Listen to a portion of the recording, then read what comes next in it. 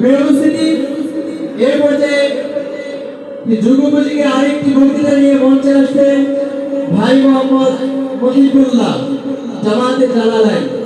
পরবর্তীতে প্রস্তুত থাকবেন মোহাম্মদ নুরুল ইসলাম জামাতে তাকবীর। এ পর্যায়ে মঞ্চে আসছেন ভাই মোহাম্মদ মহিবুল্লাহ। আলহামদুলিল্লাহি ওয়া কাফা ওয়া সালামুন আলা ইবাদিহি আল্লাযীনা ইসতাফা। أما بعد أعوذ بالله من الشيطان الرجيم. بسم الله الرحمن الرحيم. ألا كلكم راع وكلكم مسؤول عن رعيته أو كما قال عليه الصلاة والسلام.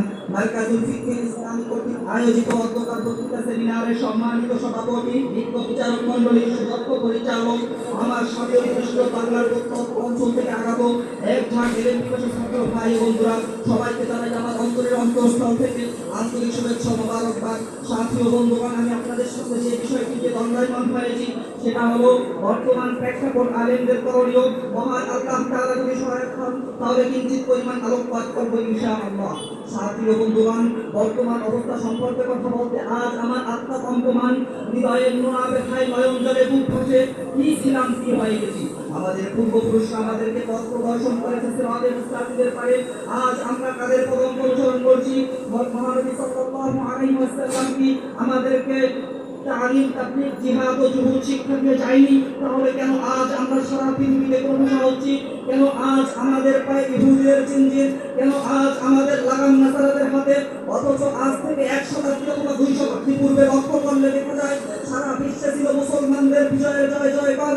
চারদিকে শোনা যেত যুদ্ধের দামামা। আমার মাথায় মুসলমান তরবারি হাতে কাফেরদের শিরপদ করে, কাফেররা শাহাদাত করে ঝাঁকে ঝাঁকে মুসলমানদের ন্যায় নিষ্ঠা আদর্শতা থেকে। এটাই তো ছিল আমাদের পরিচয়। সাথী বন্ধুগণ, লক্ষ্য করুন, আজ থেকে 20 বছর পূর্বে বাংলার জমিনে শতকরায় 1জন অথবা 2জন খ্রিস্টান ছিল না। আজ 2জন অথবা 3 জনের গলায় ক্রুশ ঝুলতে দেখা যায়। মাদার তেরেসা প্রকাশ্যে ঘোষণা দিয়েছে আগামী 50 সালের মধ্যে বাংলাদেশকে খ্রিস্টান সাম্রাজ্য হিসেবে ঘোষণা করবে। গত 2 বছর পূর্বে বাংলার জমিনে পা রেখেছে মিসেস অ্যাঞ্জেলা। পার্বত্য অঞ্চলে ঝাঁকে ঝাঁকে মুসলমানরা তার হাতে খ্রিস্টান হয়ে যাচ্ছে। তারা তাদের কাজে অব্যাহত রয়েছে। এটাই তো হলো বর্তমান অবস্থা। লক্ষ্য করুন গোলাম আহমদ কাদিয়ানীর দিকে। আজ কাদিয়ানীরা মুসলমানদের নাকের ডগায় মার্কাজ স্থাপন করছে। ঝাঁকে ঝাঁকে মুসলমানরা কাদিয়ানী হয়ে যাচ্ছে। আজ তোমার পরিবার পরিজন মুসলমান, কালকে তোমরা কাদিয়ানী বা খ্রিস্টান হয়ে যাবে। এটাই তো হলো বর্তমান অবস্থা। লক্ষ্য করুন, মৌদুদির মতো ফিতনাবাজ, মৌদুদির মতো ভ্রান্ত মতবাদের সাথে গলা মিলিয়ে আজ তুমি কুফরি তন্ত্র মন্ত্রকে সাদরে গ্রহণ করছো। এটাই তো হলো বর্তমান অবস্থা। সাথী বন্ধুগণ, লক্ষ্য করুন, চেচনিয়া, বসনিয়া, ইরাক, ফিলিস্তিন ও আরাকানে মুসলমানদের উপর জুলুম নির্যাতনের ইস্তিমরার চালাচ্ছে। ধর্ষিতা নারীর আত্মচিৎকারে আকাশ বাতাস পাহাড় পর্বত কেঁপে কেঁপে ধসে পড়ছে। এটাই তো হলো বর্তমান অবস্থা। সাথী বন্ধুগণ, আসুন এবার আমরা আমাদের আলেমদের করণীয় সম্পর্কে আলোচনা করা যাক। সাথী বন্ধুগণ, লক্ষ্য করুন, আজ খ্রিস্টানদের ব্রাক ব্যাংক, আশা ব্যাংক, এনজিও, জায়গায় জায়গায় হসপিটাল রয়েছে, যার মাধ্যমে ধর্মপ্রাণ মুসলমানদেরকে সাহায্য সহযোগিতা করে খ্রিস্টান বানাচ্ছে। তুমি আলেম, তোমরা আলেম, তোমাদের কয়টা প্রতিষ্ঠান রয়েছে যার মাধ্যমে তুমি সাধারণ মানুষদেরকে সাহায্য সহযোগিতা করবে? লক্ষ্য করুন কাদিয়ানীদের দিকে। আজ কাদিয়ানীরা মুসলমানদের দ্বারে দ্বারে গিয়ে তাদের দিন প্রচার করছে। তুমি আলেম, তোমরা আলেম, তোমরা কোন মুসলমান, কোন লোকের নিকট দাওয়াত নিয়ে গিয়েছো? অথচ হযরত মুহাম্মদ সাল্লাল্লাহু আলাইহি ওয়াসাল্লাম শুধু আবু জাহেলের তারে 950 বছর 950 বার দাওয়াত নিয়ে গিয়েছেন। শুধু আসহাবে সুফায় বসে থাকেননি। তুমি আলেম, তোমার প্রত্যেকটি মানুষের দ্বারে দ্বারে যেতে হবে, শুধু এক দুই ভাব দিয়ে বসে থাকতে হবে না। সাথী ও বন্ধুগণ, লক্ষ্য করুন জামাতে ইসলামের দিকে। জামাতে ইসলামরা আজ তাদের ভ্রান্ত মতবাদগুলো স্কুল, কলেজ, ভার্সিটির মধ্যে প্রসার করছে। তুমি আলেম, আহলে সুন্নাত ওয়াল জামাতের কোন আকীদা তাদের মাঝে প্রসার করছো।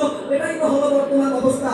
লক্ষ্য করুন, নবী করিম সাল্লাল্লাহু আলাইহি ওয়াসাল্লাম আসহাবে সুফায়, সাহাবা রাদিয়াল্লাহু তাআলা আনহুমদেরকে শিক্ষা দিতেন, তালিম দিতেন যে এই উদ্দেশ্যে, এই আবু হুরায়রার মাধ্যমে, এই আবু মুসা আশআরীর মাধ্যমে কিভাবে দ্বীন প্রসার করা যায়। লক্ষ্য করুন কাসেম নানবী, হাজী ইমদাদুল্লাহ মুহাজিরের বক্তি, রশিদ আহমদ কামরী রাহিমাহুল্লাহ তাআলা থেকে এদের লক্ষ্য ছিল যে এই ছাত্রের মাধ্যমে কিভাবে দ্বীন প্রসার করা যায়। এটাই আলেমদের করণীয়। কিন্তু অত্যন্ত বড় পরিতাপের বিষয় হলো আজ আজ যখন কওমি মাদ্রাসার সার্টিফিকেট দেওয়া শুরু হলো, কিছু উদ্ভট আলেমদের চিন্তা চেতনা লক্ষ্য করছে এরকম হলো যে এই ছাত্রের মাধ্যমে কিভাবে গ্রেড সার্টিফিকেট নিয়ে আসা যায়, দিন প্রচার নয়। বন্ধুগণ, ওই সমস্ত আলেমদের দিকে লক্ষ্য করে আমি নবী করিম সাল্লাল্লাহু আলাইহি ওয়াসাল্লামের এই বাণী তেলাওয়াত করছি যে আলা কুল্লুকুম রাঈন ওয়া কুল্লুকুম মাসউলুন আন রাইয়াতিহি। নাসরুম মিনাল্লাহি ওয়া ফাতহুন করিম ওয়া বাশশিরিল মুমিনিন। আসসালামু আলাইকুম ওয়া রাহমাতুল্লাহি ওয়া বারাকাতুহু।